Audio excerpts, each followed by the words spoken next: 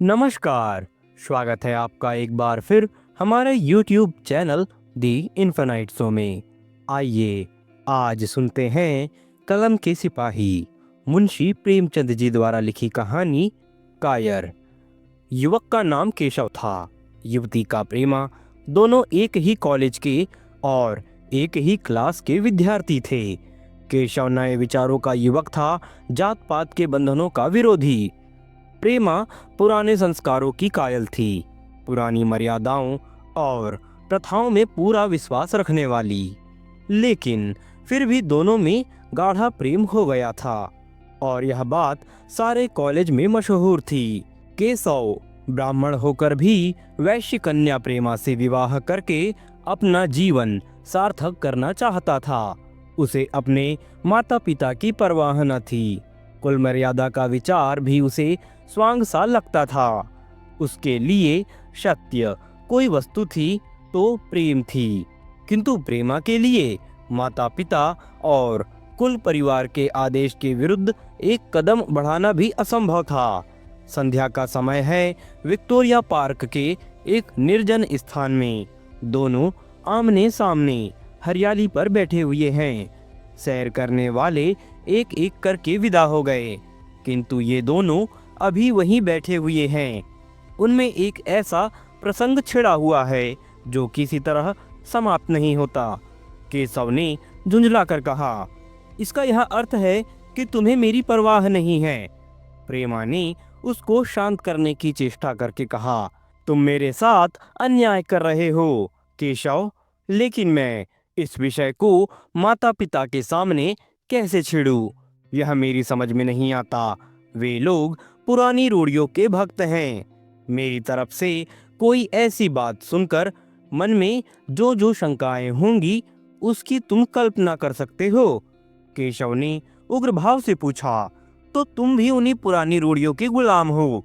प्रेमा ने अपनी बड़ी बड़ी आंखों में मृदु स्नेह भरकर कहा, नहीं, मैं उनकी गुलाम नहीं हूँ, लेकिन माता पिता की इच्छा मेरे लिए और सब चीजों से अधिक मान्य है।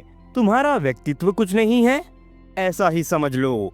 मैं तो समझता था कि ये ढसोकले मूर्खों के लिए ही हैं, लेकिन अब मालूम हुआ कि तुम जैसी विदुषियां भी उनकी पूजा करती हैं। जब मैं तुम्हारे लिए संसार को छोड़ने को तैयार हूँ तो तुमसे यह भी आशा करता हूँ। प्रेमा ने मन में सोचा, मेरा अपनी देह पर क्या अधिकार है?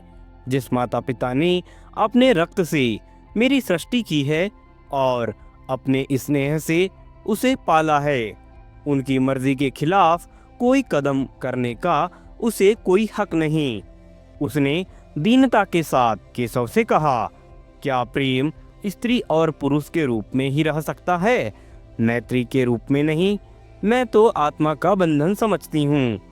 केशव ने कठोर भाव से कहा, इन दार्शनिक विचारों से तुम मुझे पागल कर दोगी प्रेमा। बस इतना ही समझ लो, मैं निराश होकर जिंदा नहीं रह सकता। मैं प्रत्यक्षवादी हूँ और कल्पनाओं के संसार में प्रत्यक्ष का आनंद उठाना मेरे लिए असंभव है। यह कहकर उसने प्रेमा का हाथ पकड़कर अपनी ओर खींचने की चेष्टा की। प्रेमा ने झटके से हाथ छुड़ा लिया और बोली, नहीं केशव, मैं कह चुकी हूँ कि मैं स्वतंत्र नहीं हूँ। तुम मुझसे वह चीज न मांगो जिस पर मेरा कोई अधिकार नहीं है। केशव को अगर प्रेमा ने कठोर शब्द कहे होते तो भी उसे उतना दुख न होता। एक क्षण तक वह मन मारे बैठा रहा, फिर उठकर निराशा भरे स्वर में बोला, जैसी तुम्हारी इच्छा। आहिस्ता आहिस्ता कदम सा उठाता हुआ वहां से चला गया। प्रेमा अब भी वहीं बैठी आंसू बहाती रही। रात को भोजन करके प्रेमा अपनी माँ के साथ लेटी तो उसकी आंखों में नींद न थी। केशव ने उसे एक ऐसी बात कह दी थी जो चंचल पानी में पड़ने वाली छाया की तरह उसके दिल पर छाई हुई थी। प्रत्यक्ष उसका रूप बदलता था, वह उसे स्थिर ना कर सकती थी। माता से इस विषय में कुछ कहे तो कैसी, लज्जा मुंह बंद कर देती थी। उसने सोचा, अगर केशव के साथ मेरा विवाह ना हुआ तो उस समय मेरा क्या कर्तव्य होगा। अगर केशव ने कुछ उद्दंडता कर डाली तो मेरे लिए संसार में फिर क्या रह जाएगा। लेकिन मेरा बस ही क्या है। इन भांति भांति के विचारों में एक बात जो उसके मन में निश्चित हुई वह यह थी कि केशव के सिवा वह और किसी से विवाह ना करेगी। उसकी माता ने पूछा, तुझे अब तक नींद ना आई? मैंने तुझसे कितनी बार कहा थोड़ा बहुत घर का कामकाज किया कर, लेकिन तुझे किताबों से ही फुर्सत नहीं मिलती। 4 दिन में तू पराए घर जाएगी। कौन जाने कैसा घर मिले। अगर कुछ काम करने की आदत न रही तो कैसे निबाह होगा। प्रेमा ने भोलेपन से कहा, मैं पराए घर जाऊंगी ही क्यों। माता ने मुस्कुराकर कहा, लड़कियों के लिए यही तो सबसे बड़ी विपत्ति है बेटी।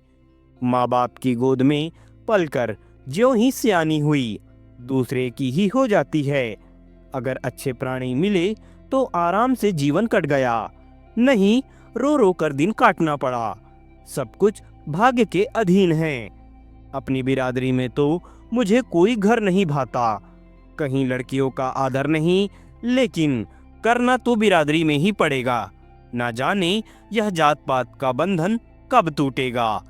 प्रेमा डरते डरते बोली, कहीं कहीं तो बिरादरी के बाहर भी विवाह होने लगे। उसने कहने को कह दिया, लेकिन उसका हृदय कांप रहा था कि माताजी कुछ भाप ना जाए। माता ने विस्मय के साथ पूछा, क्या हिंदुओं में भी ऐसा हुआ है?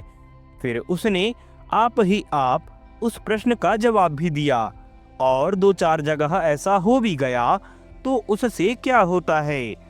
प्रेमा ने इसका कुछ जवाब न दिया। भय हुआ कि कहीं माता उसका आशय न समझ जाए। उसका भविष्य एक अंधेरी खाई की तरह उसके सामने मुंह खोले खड़ा था, मानो उसे निगल जाएगा। उसे न जाने कब नींद आ गई।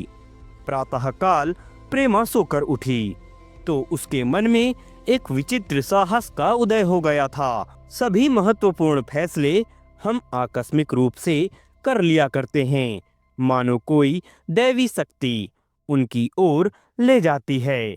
वही हालत प्रेमा की थी। कल तक वह माता पिता के निर्णय को मान्य समझती थी, पर संकट को सामने देखकर उसमें उस वायु की हिम्मत पैदा हो गई थी जिसके सामने कोई पर्वत आ गया हो। वही मंद वायु प्रबल वेग से पर्वत के मस्तक पर चढ़ जाती है और उसे कुचलती हुई दूसरी तरफ जा पहुंचती है।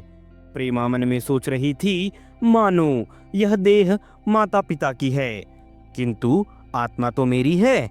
मेरी आत्मा को जो कुछ भुगतना पड़ेगा वह इस देह से तो भुगतना पड़ेगा। अब वह इस विषय में संकोच करना अनुचित ही नहीं, घातक समझ रही थी। अपने जीवन को क्यों एक झूठे सम्मान पर बलिदान करे। उसने सोचा, विवाह का आधार अगर प्रेम ना हो तो वह देह का विक्रय है। आत्मसमर्पण क्यों बिना प्रेम के भी हो सकता है। इस कल्पना से ही न जाने किस अपरिचित युवक से उसका विवाह हो जाएगा। उसका हृदय विद्रोह कर उठा।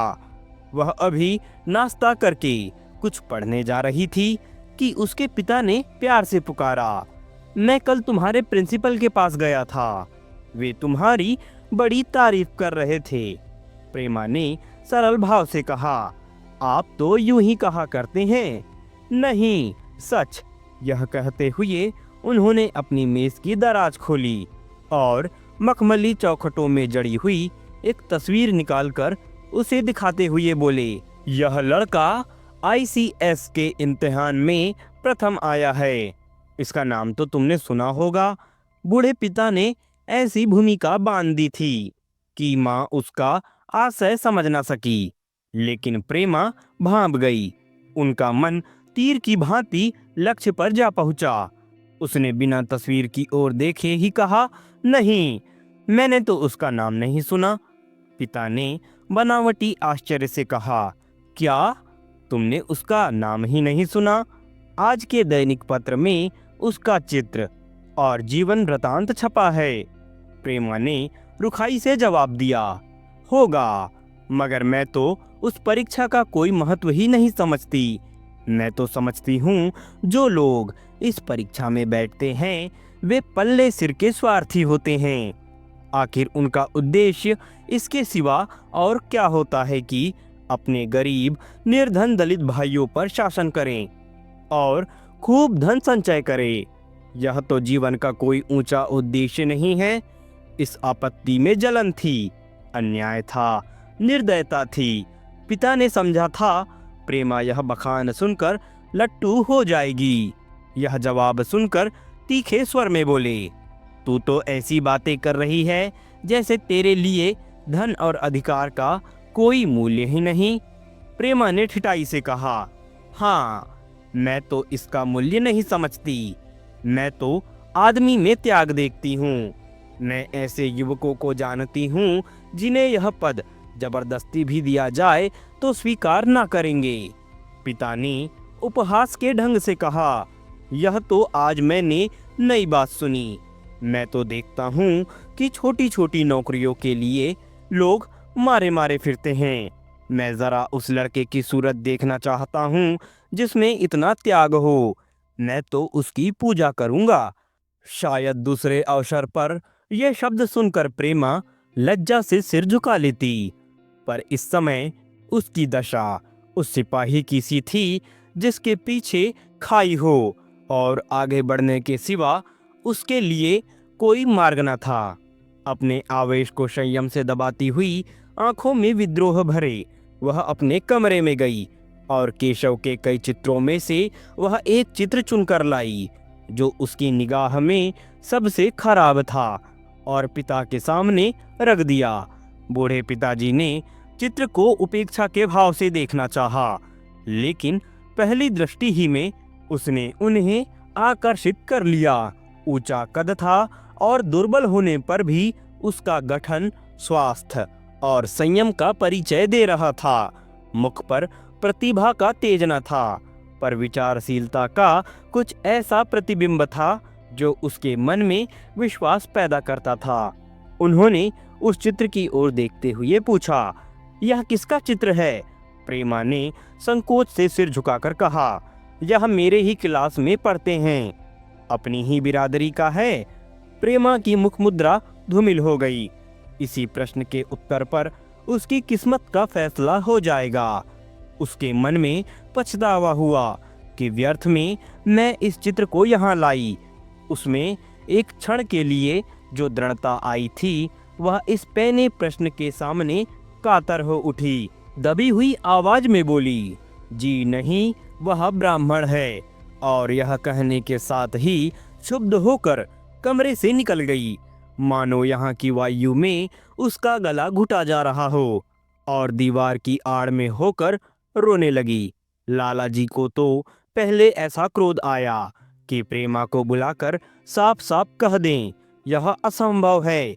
वे उसी गुस्से में दरवाजे तक आए, लेकिन प्रेमा को रोते देखकर नम्र हो गए।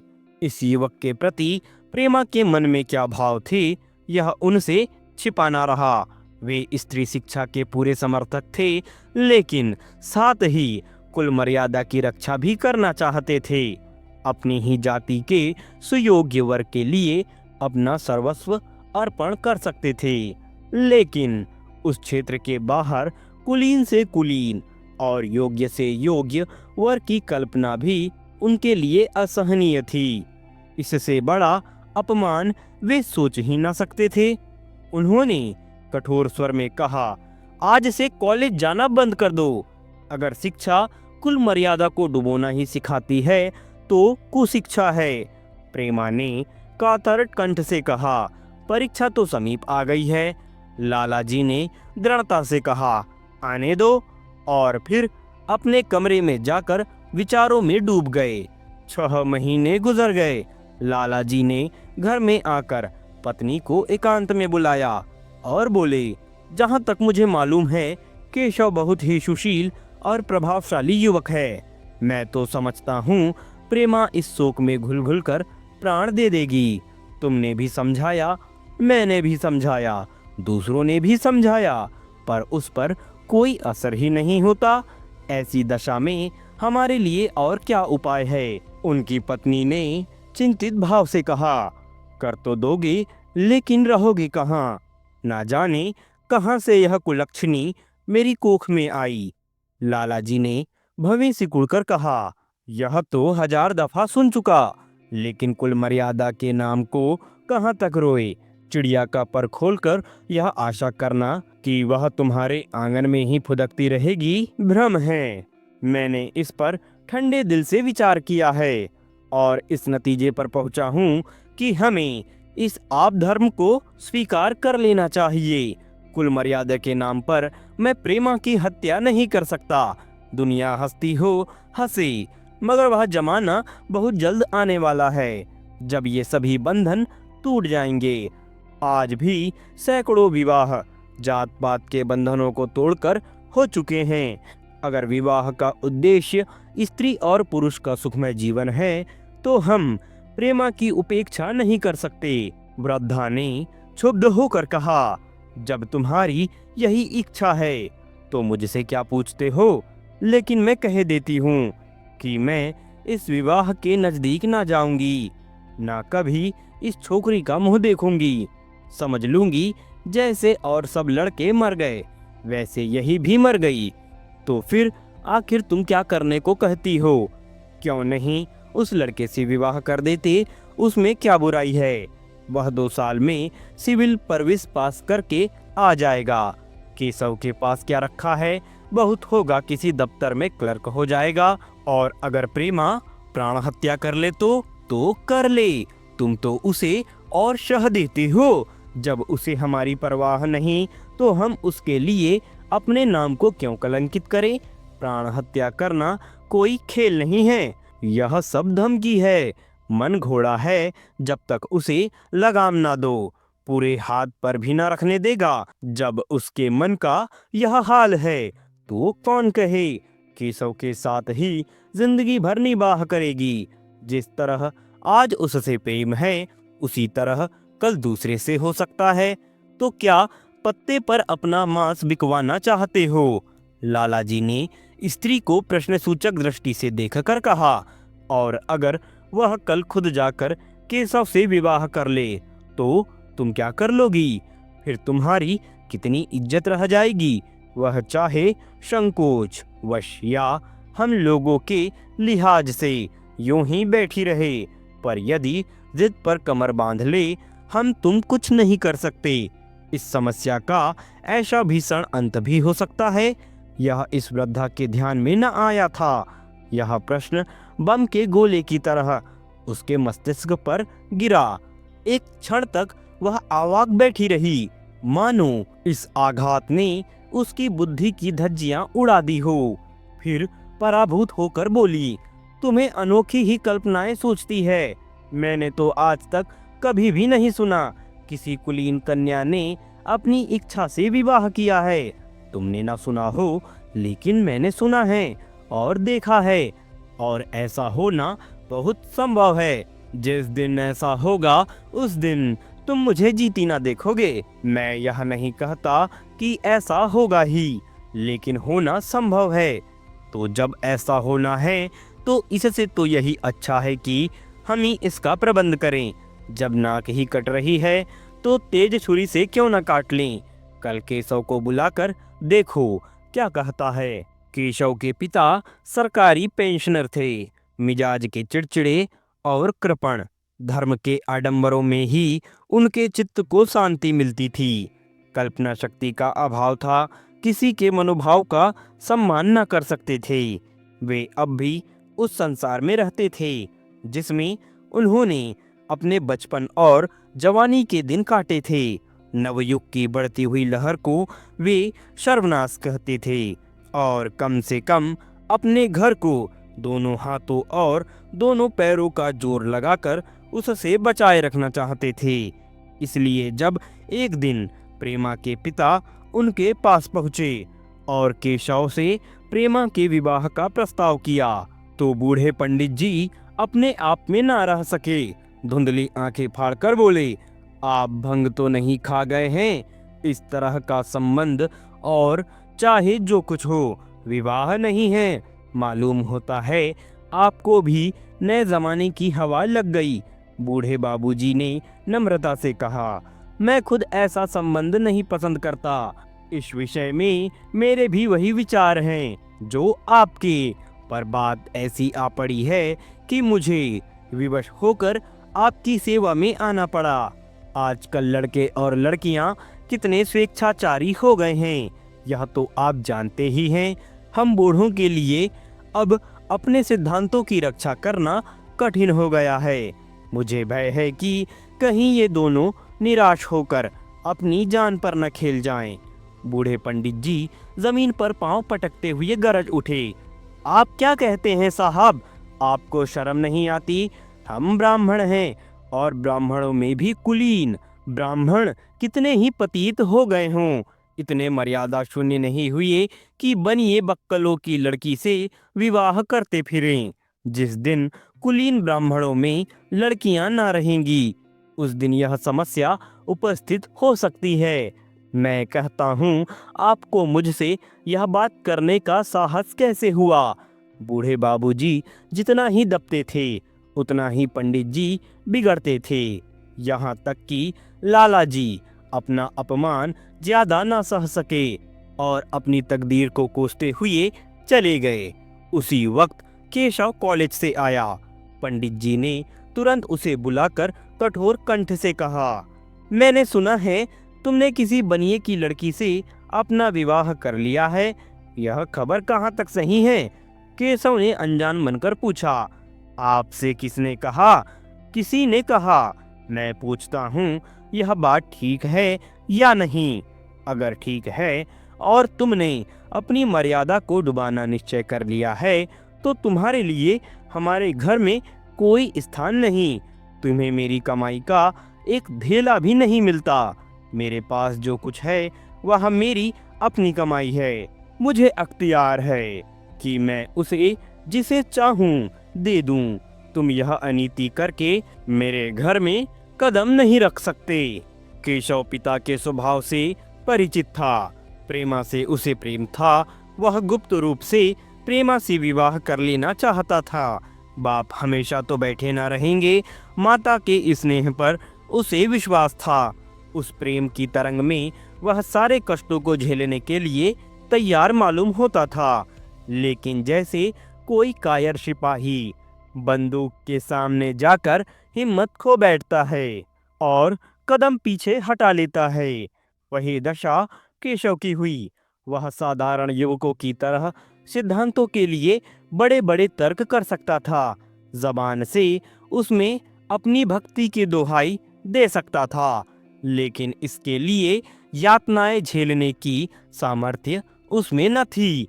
अगर वह अपनी जिद पर अड़ा और पिता ने भी अपनी टेक रखी, तो उसका कहाँ ठिकाना लगेगा? उसका जीवन ही नष्ट हो जाएगा। उसने दबी जबान से कहा, जिसने आपसे यह कहा है बिल्कुल झूठ कहा है। पंडित जी ने तीव्र नेत्रों से देखकर कहा, तो यह खबर बिल्कुल गलत है। जी हाँ, बिल्कुल गलत। तो तुम आज ही इसी वक्त उस बनिए को खत लिख दो और याद रखो, अगर इस तरह की चर्चा फिर कभी उठी तो तुम्हारा सबसे बड़ा शत्रु होऊंगा। बस जाओ। केशव और कुछ न कह सका। वह यहाँ से चला तो ऐसा मालूम होता था कि जैसे पैरों में दम नहीं है। दूसरे दिन प्रेमा ने केशव के नाम यह पत्र लिखा, प्रिय केशव, तुम्हारे पूज्य पिताजी ने लाला जी के साथ जो अनिष्ट और अपमानजनक व्यवहार किया है, उसका हाल सुनकर मेरे मन में बड़ी शंका उत्पन्न हो रही है। शायद उन्होंने तुम्हें भी डांट फटकार बताई होगी। ऐसी दशा में मैं तुम्हारा निश्चय सुनने के लिए विकल हो रही हूँ। तुम्हारे साथ हर कष्ट झेलने के लिए तैयार हूँ। मुझे तुम्हारे पिताजी की संपत्ति का मोह नहीं है। मैं तो केवल तुम्हारा प्रेम चाहती हूँ और उसी में प्रसन्न हूँ। आज शाम को यहीं आकर भोजन करो। दादा और माँ दोनों तुमसे मिलने के लिए बहुत इच्छुक हैं। मैं वह स्वप्न देखने में मग्न हूँ जब हम दोनों उस सूत्र में बंध जाएंगे जो टूटना नहीं जानता, जो बड़ी से बड़ी आपत्ति में भी अटूट रहता है। तुम्हारी प्रेमा। संध्या हो गई और इस पत्र का कोई जवाब न आया। उसकी माता बार बार पूछती थी, केशव आए नहीं? बूढ़े लाला भी द्वार की ओर आंख लगाए बैठे थे। यहाँ तक कि रात के 9 बज गए, पर ना तो केशव ही आए और ना उनका पत्र। प्रेमा के मन में भांति भांति के संकल्प विकल्प उठ रहे थे। कदाचित उन्हें पत्र लिखने का अवसर न मिला होगा, या आज आने की फुर्सत न मिली होगी। कल अवश्य आ जाएंगे। केशव ने पहले उसके पास जो प्रेम पत्र लिखे थे, उन सब को उसने फिर पढ़ा। उसके एक एक शब्द से कितना अनुराग टपक रहा था। उसमें कितना कंपन था, कितनी विकलता, कितनी तीव्र आकांक्षा। फिर उसे केशव के वे वाक्य याद आए जो उसने सैकड़ों ही बार कहे थे। कितनी बार वह उसके सामने रोया था। इतने प्रमाणों के होते हुए निराशा के लिए कहाँ स्थान था। मगर फिर भी सारी रात उसका मन जैसे सूली पर टंगा रहा। प्रातःकाल केशव का जवाब आया। प्रेमा ने कांपते हुए हाथ से पत्र लेकर पढ़ा। पत्र हाथ से गिर गया। ऐसा जान पड़ा मानो उसकी देह का रक्त स्थिर हो गया हो। लिखा था, मैं बड़े संकट में हूँ कि तुम्हें क्या जवाब दूं। मैंने इधर इस समस्या पर खूब ठंडे दिल से विचार किया है और इस नतीजे पर पहुंचा हूँ कि वर्तमान दशाओं में मेरे लिए पिता की आज्ञा की उपेक्षा करना दुस्साह है। मुझे कायर ना समझना, मैं स्वार्थी भी नहीं हूँ, लेकिन मेरे सामने जो बाधाएं हैं उन पर विजय पाने की शक्ति मुझ में नहीं है। पुरानी बातों को भूल जाओ। उस समय मैंने इन बाधाओं की कल्पना ना की थी। प्रेमा ने एक लंबी गहरी जलती हुई सांस खींची और उस खत को फाड़कर फेंक दिया। उसकी आंखों से अश्रुधार बहने लगी। जिस केशव को उसने अपने अंतःकरण से वर लिया था, वह इतना निष्ठुर हो जाएगा, इसकी उसको रत्ती भर भी आशा न थी। ऐसा मालूम पड़ा मानो अब तक वह कोई सुनहला स्वप्न देख रही थी, पर आंख खुलने पर वह सब कुछ अदृश्य हो गया। जीवन में जब आशा ही लुप्त हो गई, तो जब अंधकार के सिवा और क्या रहा। अपने हृदय की सारी संपत्ति लगाकर उसने एक नाव लदवाई थी। वह नाव जलमग्न हो गई। अब दूसरी नाव कौन कहां से लदवाए। अगर वह नाव टूटी है तो उसके साथ वह भी डूब जाएगी। माता ने पूछा, केशव का पत्र है? प्रेमा ने भूमि की ओर ताकते हुए कहा, हाँ, उनकी तबीयत अच्छी नहीं है। इसके सिवा वह और क्या कहें। केशव की निष्ठुरता और बेवफाई का समाचार कहकर लज्जित होने का साहस उनमें न था। वह दिन भर घर के काम धंधों में लगी रही, मानो उसे कोई चिंता ही नहीं है। रात को उसने सबको भोजन कराया और खुद भी भोजन किया और बड़ी देर हारमोनियम पर गाती रही। मगर सवेरा हुआ तो कमरे में उसकी लाश पड़ी हुई थी। प्रभात की सुनहरी किरणें उसके पीले मुख को जीवन की आभा प्रदान कर रही थी। आप सुन रहे थे मुंशी प्रेमचंद जी की कहानियाँ। अगर आपको यह कहानी पसंद आती है तो हमारे YouTube चैनल को सब्सक्राइब जरूर करें, हमारे वीडियोस को लाइक करें और अपने दोस्तों के साथ साझा करना ना भूलें। हम जल्द ही मिलेंगे एक नए दिन नई कहानियों के साथ। हमें दीजिए इजाज़त। नमस्कार।